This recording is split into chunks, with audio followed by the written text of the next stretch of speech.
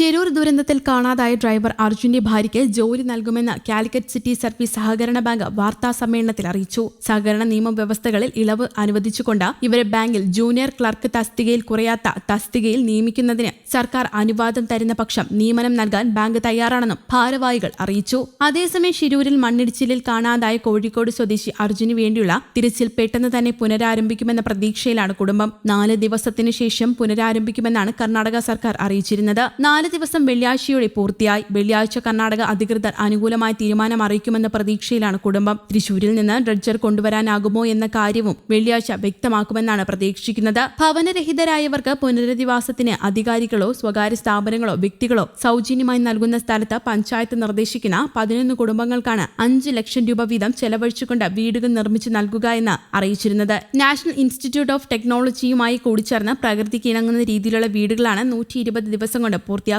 ബാങ്കിന്റെ 2023-24 വർഷത്തെ അറ്റലാഭം 4 കോടി രൂപയാണ്. ഇതിൽ നിന്നാണ് തുക ചെലവഴിക്കുക. അതേസമയം അർജുന്റെ മൃതദേഹം കിട്ടിയെന്ന തരത്തിൽ സമൂഹ മാധ്യമങ്ങളിൽ നടക്കുന്ന പ്രചാരണം വ്യാജമാണെന്ന് കുടുംബം അറിയിച്ചിരുന്നു. അർജുന്റെ കയ്യിലുള്ള വള തിരിച്ചറിഞ്ഞെന്നും സന്ദേശത്തിലുണ്ടായിരുന്നു. ഒരാഴ്ച മുൻപ് പ്രദേശത്ത് നിന്ന് ഒരു മൃതദേഹം കണ്ടെത്തിയിരുന്നു. മാധ്യമപ്രവർത്തകർ ഉൾപ്പെടെ ഉണ്ടായിരുന്ന സമയത്തായിരുന്നു ഇത്. ഈ മൃതദേഹം സ്ത്രീയോ പുരുഷനോ എന്ന് തിരിച്ചറിയാനാവാത്ത നിലയിലായിരുന്നു. കയ്യിൽ ഒരു സ്റ്റീൽ വളയുണ്ടായിരുന്നു. ഇതാണിപ്പോൾ വ്യാജമായി അർജുന്റേതെന്ന രീതിയിൽ പ്രചരിക്കുന്നതെന്നും അർജുന്റെ സഹോദരി ഭർത്താവ് ജിതിൻ പറഞ്ഞു. ഇത് പുഴയുടെ അക്കരെയുള്ള സ്ത്രീയുടേതായിരുന്നുവെന്നും അറിയിച്ചിരുന്നു. അതേസമയം വയനാട് മുണ്ടക്കൈ ഉരുൾപൊട്ടലിൽ മരണം 331-ലധികം കഴിഞ്ഞിരിക്കുകയാണ്. 4-ാം നാളിൽ 9 മൃതദേഹവും 5 ശരീരഭാഗങ്ങളുമാണ് കണ്ടെത്തിയത്. 107 മൃതദേഹം തിരിച്ചറിഞ്ഞു. 116 മൃതദേഹം നടപടികൾ പൂർത്തിയാക്കി ബന്ധുക്കൾക്ക് കൈമാറി. 130 ശരീരഭാഗങ്ങളുടെ DNA സാമ്പിളുകൾ ശേഖരിച്ചു. ഔദ്യോഗിക കണക്കനുസരിച്ച് 206 പേരെ ഇനിയും കണ്ടെത്താനുണ്ട്. 86 പേർ വിവിധ ആശുപത്രികളിൽ ചികിത്സയിലാണ്. ജില്ലയിൽ 91 ദുരിതാശ്വാസ ക്യാമ്പുകളിലായി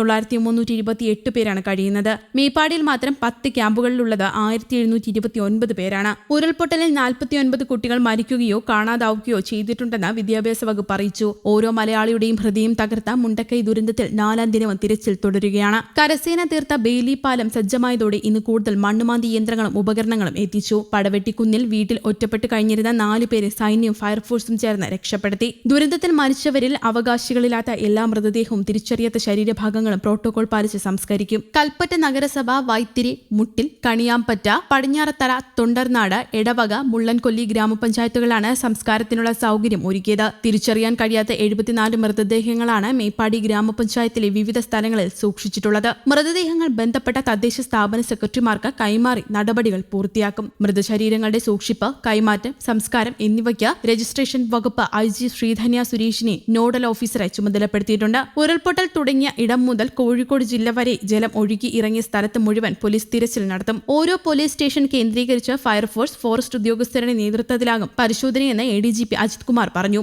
മുണ്ടക്കൈ ദുരന്തത്തിൽ 49 കുട്ടികൾ മരണപ്പെടുകയോ കാണാതാവുകയോ ചെയ്തിട്ടുണ്ടെന്നും വിദ്യാഭ്യാസ മന്ത്രി വി ശിവൻകുട്ടി അറിയിച്ചിരുന്നു. തകർന്ന സ്കൂളുകളുടെ അറ്റകുറ്റപ്പണികൾ എങ്ങനെ വേണമെന്നതിൽ മുഖ്യമന്ത്രിയുമായി ചർച്ച ചെയ്ത് തീരുമാനമെടുക്കുമെന്നും അദ്ദേഹം കൂട്ടിച്ചേർത്തു. News desk, Kerala Kaumudi.